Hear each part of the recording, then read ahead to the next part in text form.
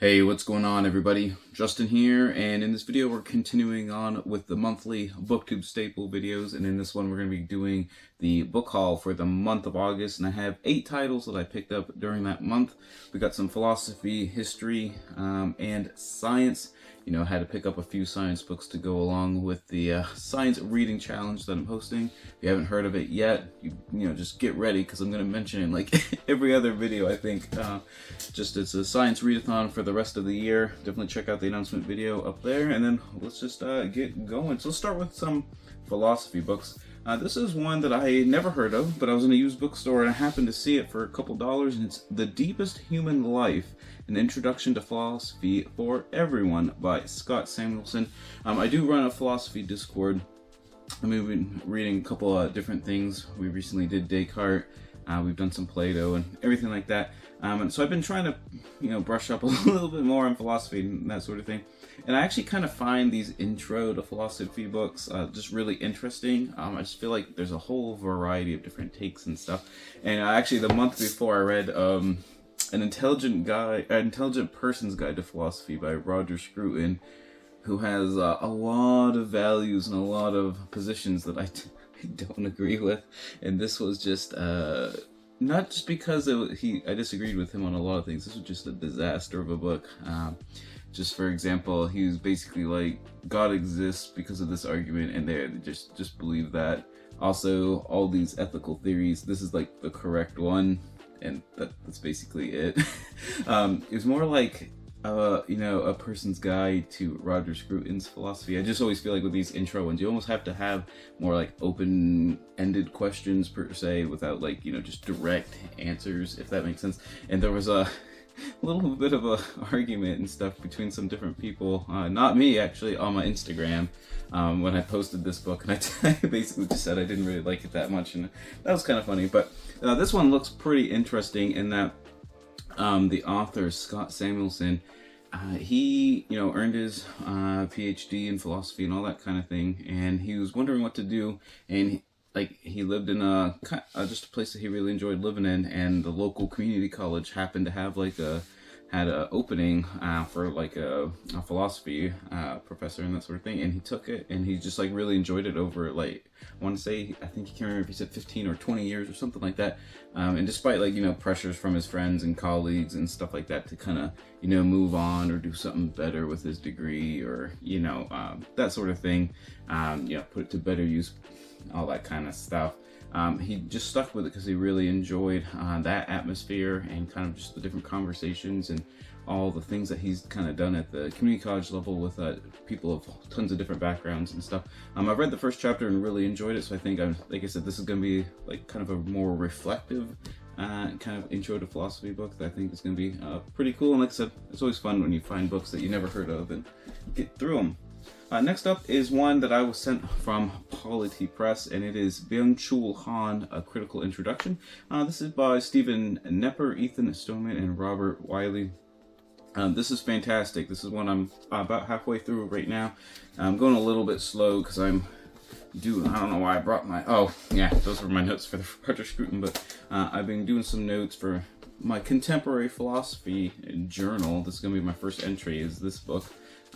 So it's just kind of, I don't know why I showed you like the empty page, but anyways, been kind of going through this one pretty slowly because Byung-Chul Han is a modern philosopher that I just want to understand a lot better. I talked about this book actually quite a bit in another video when I talked about 3 different really good books that I'm reading at the moment. So actually I'll leave a link to that one if you want to go check it out. But needless to say, one of his big thrusts of his philosophy is we're an overachieving society, and this like kind of achievement culture is actually what's causing a lot of burnouts, causing a lot of like mental health problems, and just kind of like general dissatisfaction with culture and life and everything like that. So I just really enjoy it, and the reason I'm reading this kind of secondary source first is I just want a good overview of like his entire corpus, his entire like thought processes.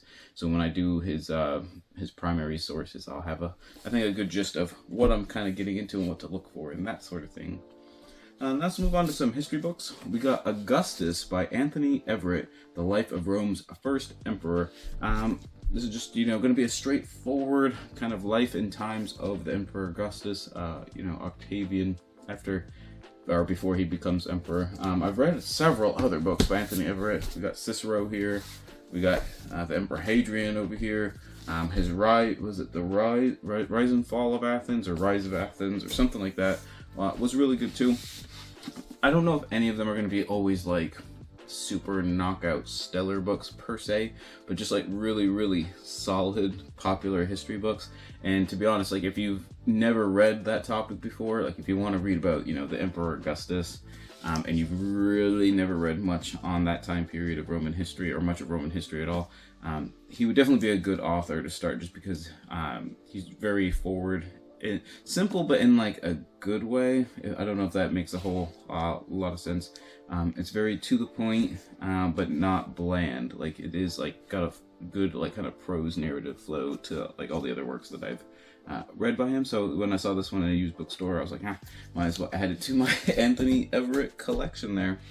And then next up is kind of like a history/science book, and we got Origin Story: The Trials of Charles Darwin by Howard Markel. And I've actually already finished this one, and W.W. Norton Company was kind enough to send me this one along with the next two books.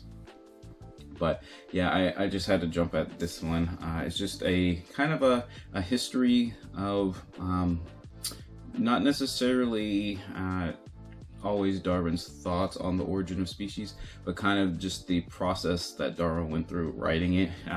He went on, it was about 20 years after his on the voyage of the Beagle before he actually published it. You know, he wanted to collate everything, you know, make sure everything was perfect and that sort of thing. But fortunately, he had some friends that kind of pressured him to write, just because, you know, Alfred Russel Wallace also kind of came up with like natural selection and pretty much almost the identical sort of theory and that sort of thing at the same time. And, you know, they even like wrote letters back and forth and that sort of thing. But it's kind of just like the story. Obviously, there is a lot of science too as well that kind of has to explain the different, I guess, the different thoughts and stuff going into a lot of these discussions and whatnot. But it's more of a history of, like I said, the writing and then the publication of On the Origin of Species, and kind of the firestorm. Well, actually, kind of almost the lack of a firestorm, like immediately after.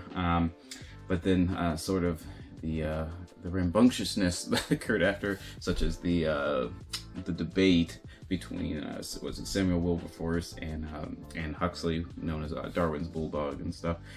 But lots of different press reviews on the origin and stuff are talked about.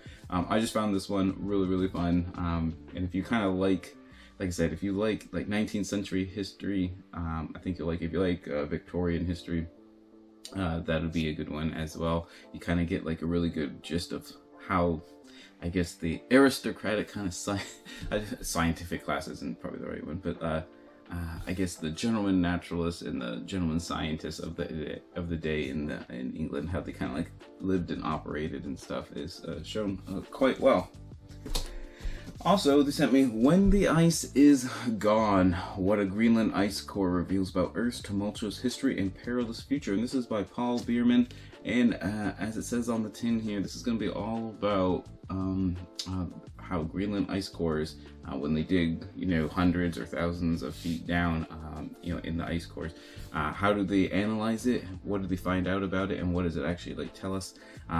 I've read a little bit about it, and like, you know, tangentially from a lot of other science reads that I've done, and how they can kind of gauge different things, such as different particles in the atmosphere. Like, for example, they can tell like right when like industrialization started in the 1800s. Usually there's a line there with like kind of the CO2 levels and stuff like that. But even like Roman like steel forges and stuff like from Spain, and the mines and everything have been detected as well. So I think that's kind of interesting. But also like plants with different like pollen levels and things like that, just kind of floating ambiently in the atmosphere, are also able to tell different things. But what I'm looking forward to this as well is like just kind of learning about how in the laboratory, what is the actual process? How do they actually like get the ice cores, you know, transport them, and then like what do they actually do in the laboratory to kind of analyze them and extract some information from them. But obviously a big thrust of this book, you know, just with the title, when the ice is gone, is kind of what are going to be the consequences as the different ice caps, glaciers, things like that are melting and, you know, causing like sea levels to rise and that sort of thing, as well as kind of changing weather patterns and stuff like that. So this one is probably not going to pull a lot of punches, and it's going to be definitely like one of those like gloom and doom books, but that's kind of my bread and butter at this point. But anyways, the last one that they sent was The Great River, The Making and Unmaking of the Mississippi by Boyce Upholt. And this just looks like a really good kind of blend of natural history as well as cultural history. And it's just all about the Mississippi River of North America and kind of its geological and natural history. I assume like some of the flora and fauna, as well as the geology and stuff like that, how it was formed, how it's changing, things like that. But also how different peoples, you know, from the indigenous populations that first utilized it down to the current age with, you know, like river transportation and stuff like that. You know, how is the Mississippi viewed by the people that live near it. Like I said, it's just kind of, I think, science, like natural history writing and nature journalism and stuff like that just always blend really good, I feel like, with other genres, and this looks like it's going to be a great read. And then another used book, I think I mentioned this in one of the other videos, was Naming Nature, The Clash Between Instinct and Science by Carol Kasuf-Yoon. And if this looks familiar, this is because this is the same plate that Origin Story uses. It's actually a pretty famous plate of hummingbirds that Ernst Haeckel, who was a pretty prominent scientist around the turn of the 20th century, pretty prominent German scientist who also did tons of illustrations and artwork, scientific artwork and stuff like that. Anyways, this is all about kind of the battle between like field scientists and like genetic taxonomists. This is like another topic that's brought up a lot in biology books, kind of on the side or as like little digressions and stuff. But oftentimes you'll read about how a species used to be in like a certain family or certain genus, and then all of a sudden the scientific name has to change because it's moved over to a different genus and things like that. Based on like the genetic molecular DNA and stuff like that, when they kind of analyze it and actually see genetically who were their actual closest relatives. So sometimes, you know, they get it wrong, it's kind of self-correcting and that sort of thing, and then you have to like relearn stuff. But there's also a bunch of like battles between certain different species and stuff. Between splitters and lumpers, where lumpers are people that want to have like all these like different really similar species and subspecies kind of all collated under one thing. And then also splitters are pretty much the exact opposite. They'd rather have like all the subspecies and any kind of like difference or variation as its own individual species. And that kind of just highlights how the definition of a species is fairly fluid. That isn't really set in stone biologically. So I think that's going to be kind of an interesting book, kind of doing a deep dive on those topics, which is why I picked it up. And then lastly, to go with, I'm currently reading this one as well. Figured this would be a great first book for the Science Reading Challenge, and it's The Canon, a whirligig tour of the beautiful basics of science by Natalie Angier. And this book takes it's like a humorous, I guess, I'm not sure if the author is like a journalist per se.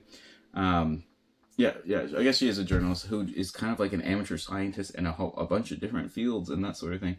But she goes around talking to different scientists in a bunch of different fields, and it's just all about the importance of just like kind of the fundamentals of a whole bunch of different stuff. But the anecdotes and the tangents and the some of the footnotes and stuff are actually like really well done. I've been having a blast with it. It's maybe not quite at the level of like Mary Roach. If you've read any of Mary Roach's kind of like humorous nonfiction on a bunch of different topics, maybe like one step down from that, but just really enjoyable so far. And like, just for example, I am on, I think, chapter 3, which is all about calibration. which is interesting. Like, just for example, I just recently read about how the size and age of the universe is kind of weird, and that it's actually maybe not that big, all things considering, and not that old, all things considering. And it actually kind of makes sense from all the different descriptions and stuff of like different other things, based on, you know, just different time scales and size scales and everything. I just been finding it really interesting. Never heard of the book before, but like I said, it was in that used bookstore. I picked it up just because. So like I said, that's the benefit of used bookstores. Just do it. Go in there and support them. But anyways, those are the 8 books that I picked up in the month of August. Let me know what your favorite book that you picked up recently is. I'm always on the lookout for recommendations and stuff, and bonus points if it's a science book to go with the science reading challenge. So thanks so much for watching, and always remember, whatever you end up reading, read victoriously.